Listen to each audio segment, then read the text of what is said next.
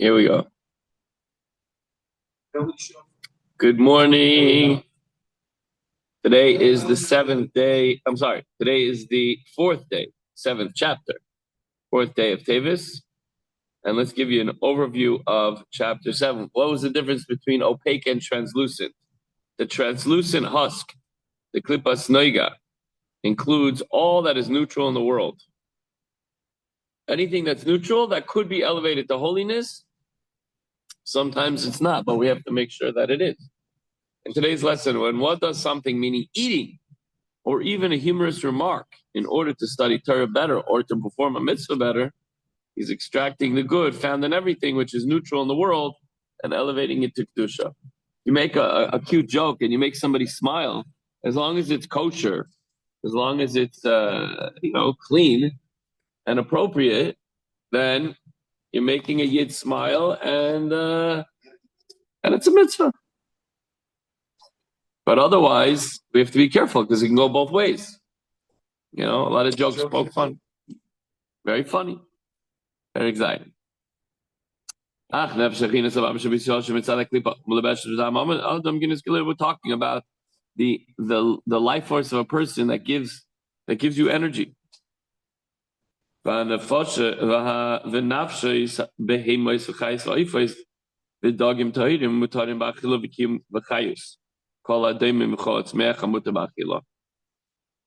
soul of the animals, beasts, birds, and fish, which are pure according to the laws of Torah, and are permitted to eat, and also an existence and vitality of everything in the vegetable world that's permissible to eat. So, what about them? Hold on. So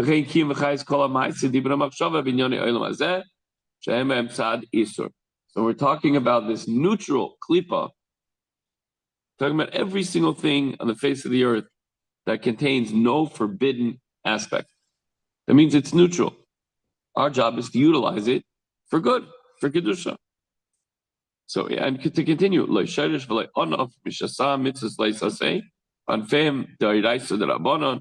so the root of these things, whatever it might be, a tissue, right? My kids, if somebody would take the tissue, turn it into spitballs in the middle of class, that's no good. But if you're using it for the right reasons, whatever that item is, or maybe, love you.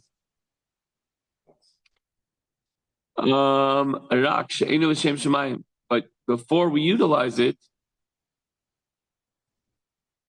if you don't use it for the sake of heaven, then it's not being used for the right things, and it's not going to be elevated. First of all, number one, it's not going to be elevated. The second thing is, God forbid, it's the opposite direction. It could be used for bad things.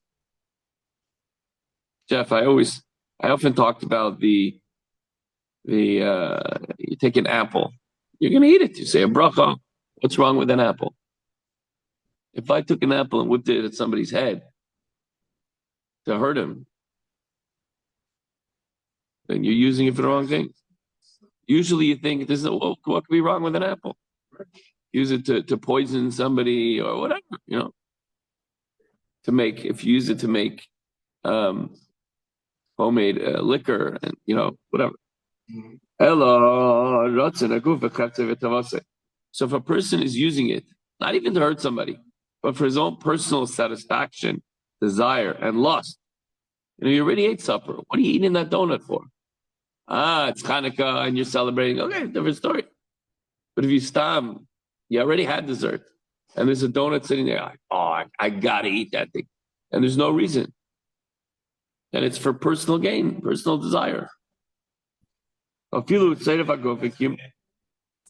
it's not dedicated to Hashem, again, if you're eating a Shabbos meal and you're eating delicious cholent and you're eating a donut and you're celebrating with family and friends and you're saying Divrei Torah, great, do whatever you want within reason. If you're overstuffing yourself and your doctor said don't eat anything fried, then that's also for you. But again, in a general context, you could eat and enjoy on a Shabbos meal. But if it's a weekday meal, at a bris, out of this, out of that, your lunch.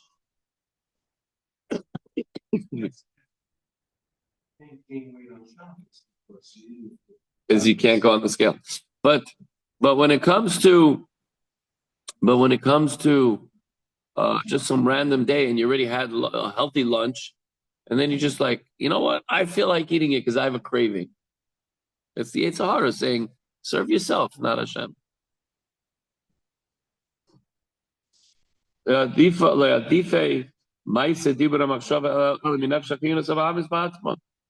Any act, these acts, utterance, and thoughts are no better than the vitalizing animal soul itself.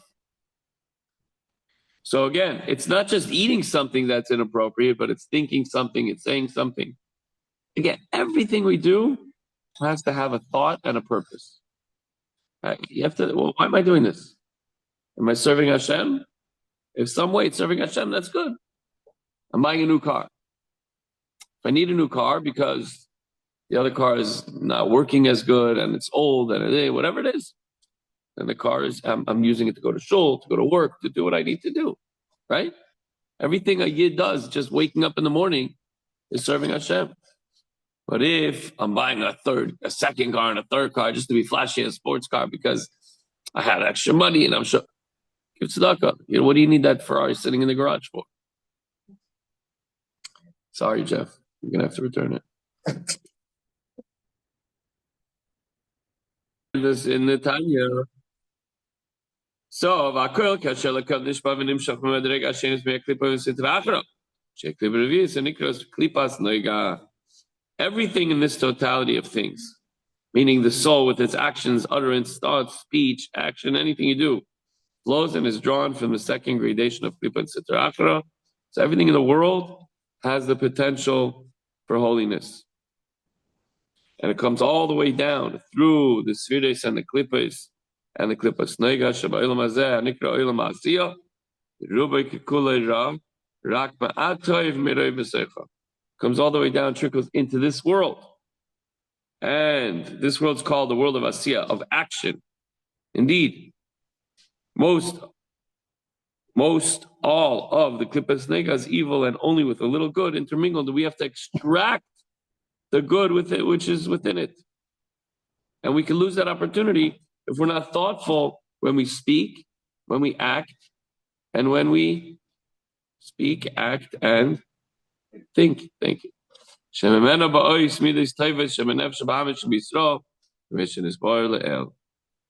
this minute amount of good within Klippas Nega come the good qualities which are found in the animal soul of the Jew, as explained above.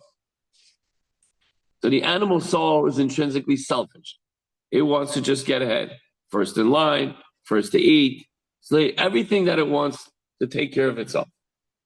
But it has a little bit of good in it, and we have to find that good in it and channel it towards the good. So since it's a mixture of good and evil, we have to be very, very mindful. And we have to try to do everything for the sake of heaven. The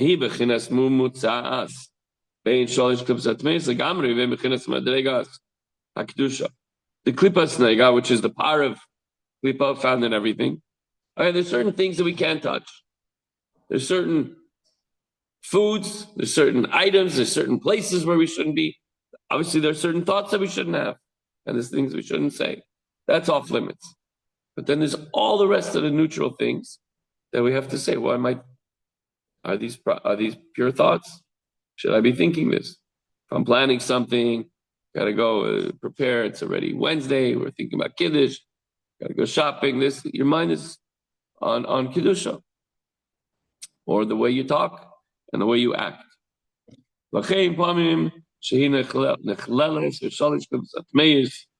There's sometimes things that are absorbed in the three unclean klippas. We stay away from those things. There are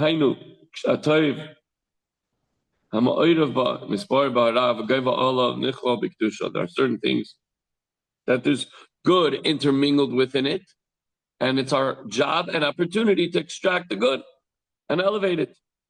Going, for example, derech mashal, bisra shmeina desaira b'sheisa yain mevusam. Mevusam. For instance, if one eats a nice, thick, fatty steak, and he drinks the wine, not out of physical desire, but in order to broaden his mind for the service of Hashem. You could say, whoa, wine and fragrance make my mind more receptive. Person, let's say he's fasting, Jeff, he's fasting the Bahab fast and he's subjecting his energies to, I'm not going to eat them. And then it gets to the end of the day, after Mariv, and he wants to start learning for the next 3-4 hours. He cooks a nice, juicy steak. He drinks a glass of wine, makes him feel good. No, and now he's able to learn. As I said to Rava. So in that particular case, generally speaking, we're not going to go and buy a big, unless it's a simcha, Shabbos Yontif meal. I don't know how many of us are on an average day just having a big, thick cowboy steak, right? But in this particular case, he wanted to do it. Or obviously, seems pretty obvious to me and to everyone that to enjoy a Shabbos meal, he has a big, fatty, delicious cholent, kishke, some spicy sauce, not spicy, regular sausages in there. When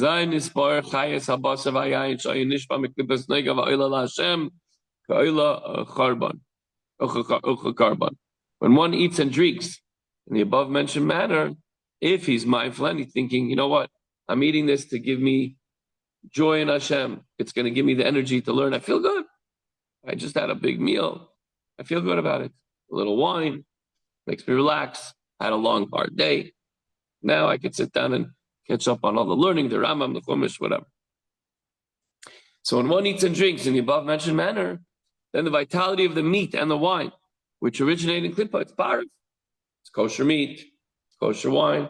But until it's consumed and utilized for the good, it can go either way. You could drink the whole bottle and get drunk and, totally inappropriate. Or you could not have the right intentions. But when you do, then you extract from the evil, from wherever it could be, and the good ascends to Hashem like an oila, like a carbon, like a burnt offering and a sacrifice to Hashem. Milsa, v'duchusa, lefachech taitoi v'sameach libo LaHashem. Guy comes in and say, "Hey, how you doing?" You crack a joke about the weather or something, parav, and everybody laughs. Oh, now we can daven. Our faces are smiling, our lungs. Remember that video that went around, and the guy says, when you smile, the different, the different muscles, and there's all sorts of dopamine and different things that are released, and it helps you be, it helps you be positive, and so he says, even when you fake it, it helps kick off some sort of a positive reaction. So you say a little joke and you get the ball rolling. As it says in the Gemara, Shekmai Shahaya Rava, the Talmidav Shamar Lifnei Milsa, the B'duchosa Tchila, Levad Rabbanon. Rava would, before he taught his class, he would start with a little joke, and the students would become cheerful. You're tired. Sometimes you come in, the class is about to start. Everybody's, opening up your books, you're rubbing your eyes. You would say a joke, everybody would laugh, and you laugh. The air goes into your lungs, you feel good. Now we're ready to learn. It opens up your mind. And that's what he did. So when a humorous remark is made with this intent, the words, the whole intention, the goodness is extracted from this klippas nega, from the words that you said and the thoughts that you used to articulate these words, and you extracted the good from the klippas nega, and it becomes absorbed in holiness.